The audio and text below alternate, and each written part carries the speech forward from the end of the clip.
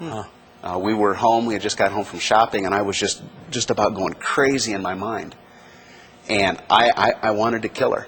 I wanted to strangle her. And it's interesting that even as I think back now, the faith of my wife, even at that time, because I said, because she wanted to embrace me, I says, I can't touch you. And she just batted my hands away and came in and gave me a hug and said, you won't hurt me. Yeah. She says, I love you and I'm going to help you through this. Really? And boy, that was a powerful thing. And she wasn't a believer at that time. Isn't that something? She wasn't a believer. Isn't that something that she stood with you like that? Yes, very much That's so. quite amazing, isn't it? Yes. Very yes, amazing. I thank God daily for her. Yeah. I do. And so obviously for encouraging those who experienced that onslaught at the initial, Yes. it didn't stay, did it? Yes, no, it did not. No, it did not. And what happens is a mentor is able to encourage that person and say, hey, I've been there. I know what it's like. You can get through it. You can get through it. Keep your hand to the plow. Press on. Yeah. Buckle on that armor. Get on your knees. So just remember that turning back just is not an option anymore. See, that mentor is such a key to this, isn't it? Yes. You can see that. And wow, it's an amazing thing that you guys can orchestrate this. You organize this, that there's mentors for everyone that comes in like this. It actually is a pretty amazing process. I don't even understand how it all works.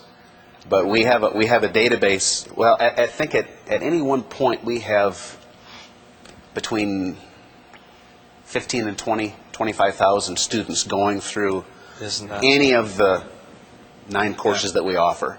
Yeah. And we have about 900 mentors that work with those people all over the world. Isn't that something? And I don't know how it all works. But it does. But it does. At what point in your training or in these courses did you know that you were really set free? Oh, it was. I would say it was probably about halfway through the first day. Oh wow, Yeah. that's awesome. Yeah. What those additional days are for was just discipleship, just ongoing training, just Bible study. Yeah. It was for some people for some people it is a process. Yeah. I mean, everybody doesn't come first day and boom, it's over. Others struggle and fight. But my experience was so much like Samson, where I had just been flat out busted, and I was down in a dungeon. I knew I was at the point of death, and I just said, Lord, whatever you need to do. Just. How did this transform your life once you knew you were free? Well, how long is this show? I don't know if we have enough time to What go are into the those first areas. things that happened that you really saw that I am free? Like, what was the first fruit? Well, if I could just read just a few verses from Isaiah 61. It says, the Spirit of the Lord God is upon me, because the Lord has anointed me to preach good tidings to the poor. He has sent me to heal the brokenhearted, to proclaim liberty to the captives, and the opening of the prison to those who are bound. Now, I'm not saying that that's me.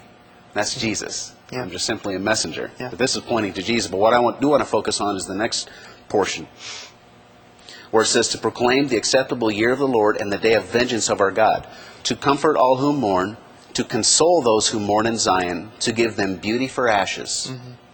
My life was ashes. What did He give me? He gave me beauty. The oil of joy for mourning. The garment of praise for the spirit of heaviness. Yeah. That they may be called trees of righteousness. The planting of the Lord, that He may be glorified. Yeah. That's why He set me free. Yeah. That's why He took that mourning away. Yeah. And I mean, think about it. Here I come to the Lord with depression and sin and sickness and just putridness, and He says, "I'll take that, and in return, I'll give you joy and praise, Awesome. and victory and freedom." And He does it. And this is so cool, where it says that they may be called trees of righteousness. Yeah. Another version says that they may be oaks of righteousness. Yeah. That you're that strong tree that come what wind may be, will not shake, will not be blown over. And the purpose for it is so that He is glorified. And I think one of the things that transformed me is I realized that I was set free for God's glory. Yeah. That He did it. One of the things that I thought, it was probably a number of years after I initially came to Setting Captives Free, and I'd been working as a mentor for a long time. And I got a different appreciation for the sovereignty of God than I'd had before, and about His perfect timing and His perfect plan. I came to the realization about what was different about October 7th, 2000, than the 500 times before that, that I have said, Lord, I don't ever want to do this again. Yeah. When I've gotten to the point where I'm causing physical damage because I'm hating my flesh, I'm hating the weakness, and I know it's sin that's making me, leave church in the middle of a sermon to go home and look at this stuff. I hated this. Yeah. And I was broken. I said, God, please take this away. What was different about that day? I don't know. The only conclusion I can come to is that was God's appointed time when I finally was to the point of realizing that man has nothing to offer, psychiatry has nothing, pills has nothing, religion has nothing. Yep. So that when He did set me free, that there would be no question in anyone's mind that would hear my voice, that He alone did it for His glory, and nothing of my efforts. Yeah. And what an amazing thing now God has used you in so many other people's lives. And this ministry, 250,000, you said, over the time of SettingCaptivesFree.com has touched, and you said 15 to 25,000 at any given time. Yes. One thing I want to stress is it's not just sexual issues. You mentioned food addicts and whatever else. Yes. Just basic issues of idolatry. Yeah. Any kind. Any kind of idolatry. Anything that's elevated above our worship of God. When did you find the depression left? Oh, very, very soon. Yeah. I think initially I was fearful of this newfound freedom. I was a little bit like the soldier who said, Lord, I believe, help thou my unbelief. I could see that Jesus really was able to set free, but yet at the same time I was still a bit tentative in my newfound freedom. And I was kind of checking the ground, waiting to see me fall. Because I've done well for a period of time in the past and then fall back. And there was a period of trepidation, but that soon went away as I continued to feed on the Word. I continued to be reminded about the promises of God and about the power of God. And I started to see what happens at the same time as I was learning more about the Lord and drinking in Him.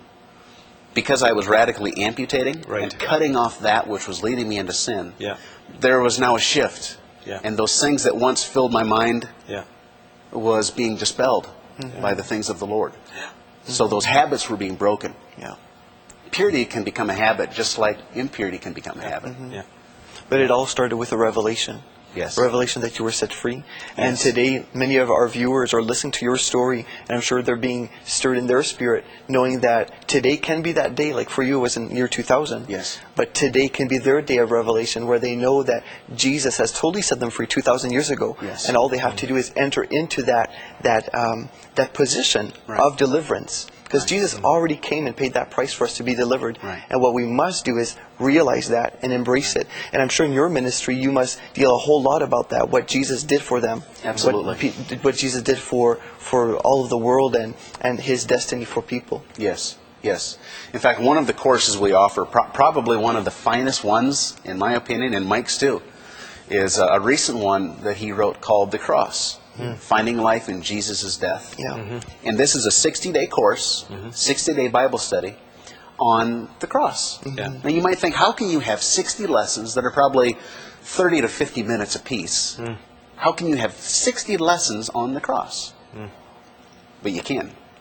And every single person that has gone through that course, because I receive the testimonies of every person, every graduate, able to hear what their impressions were of the material, has just been blessed immensely and has been encouraged deeply because the cross is made much of. You know what, Sean, when we come back, I want to ask you to give us we only have a few minutes left, but to give us a few insights of the kinds of testimonies you're hearing.